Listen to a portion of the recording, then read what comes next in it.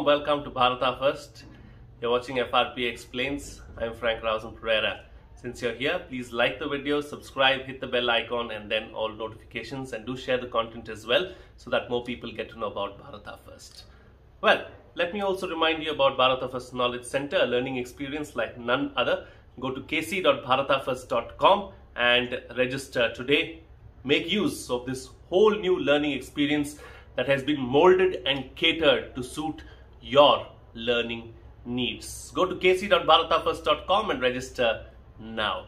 Alright, I'm here to talk about the situation in Afghanistan and why it has taken the Taliban so long to really come out with any kind of a government and any kind of an understanding as to who should lead that government. Mullah Baradar, one of the co-founders of the Taliban, seems to be the front runner to be the head of the new government, but there has been a lot of back and forth really as far as the several factions of those who are in Kabul are concerned. There was some kind of a scuffle that took place between the Taliban and the Haqqani network as well, and we saw that the ISI chief, Lieutenant General Faiz Hamid, had to rush to Kabul to try and sort out the situation and try and sort out and see what exactly is happening. This is something that I have been talking about from day one, and something that several experts from India and outside have been speaking about as well.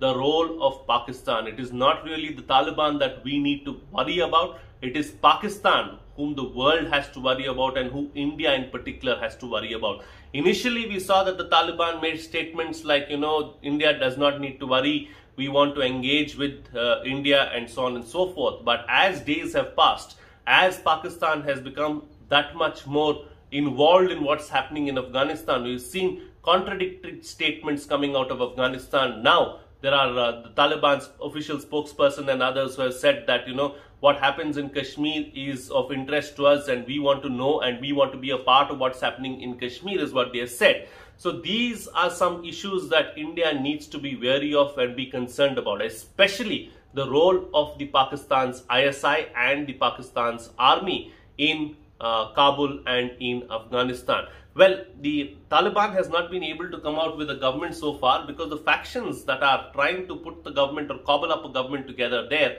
are not seeing eye to eye. Anas Haqqani, the leader of the Haqqani network, and the Mullah Baradar and his faction have had a scuffle recently, and they are not seeing eye to eye with regards to who the religious leader of the Taliban or of the new government needs to be. And Akhundzada is the religious leader that has been proposed by the Taliban, which has been opposed by some of the other camps who are present there for the talks. Let's also not forget that Afghanistan is a very complex country, and it's not something that is easily understandable, because the Quetta faction, the southern factions and the northern factions and all the others, have their own idea of what Afghanistan should be, and they all want to push forth their own agendas. That is not happening right now because the Taliban feels that, it should be in the driving seat because it has stayed out of power and it is really the biggest force in Afghanistan, so they want to have the biggest say.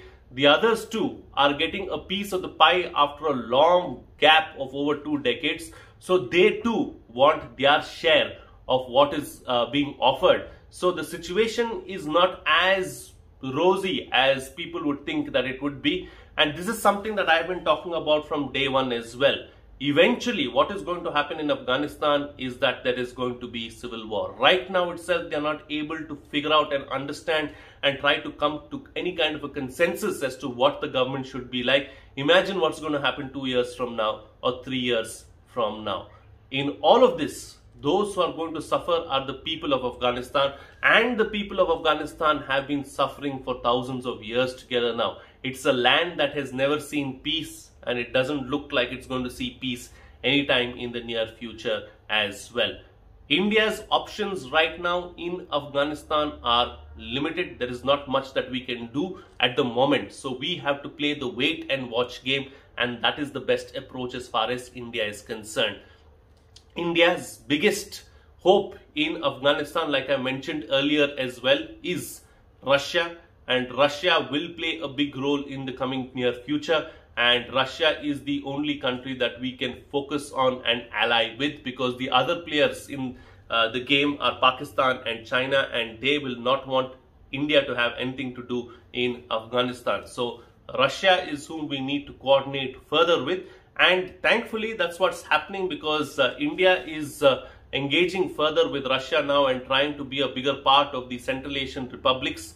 Central Asian republics have a big say in what might happen in Afghanistan, and our relationship with the Central Asian republics has been positive of late. So that is something that we need to take forward. In the meantime, of course, the skirmish and the internal battle between the various factions within Afghanistan itself is going to continue. Pakistan is going to try its level best to try and ensure that it has a foothold, a stronghold on what happens in Afghanistan, and that is something that the world needs to keep its eyes open to. So far that has not happened. Let's see how things transpire and how things progress in the days to come. But as far as we are concerned, we can just play the wait and watch game as of now. Let things unfold and unfurl the way they have to in Afghanistan. Eventually we will have our say, just the way we've had in places like Maldives as well.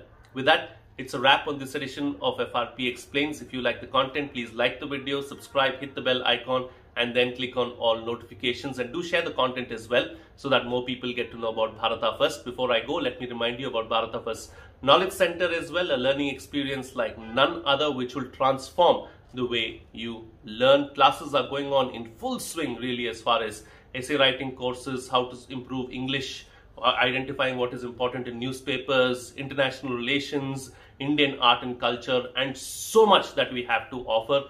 Please don't miss out. Go to kc.bharatafirst.com and register today. That's it from me. See you again next time.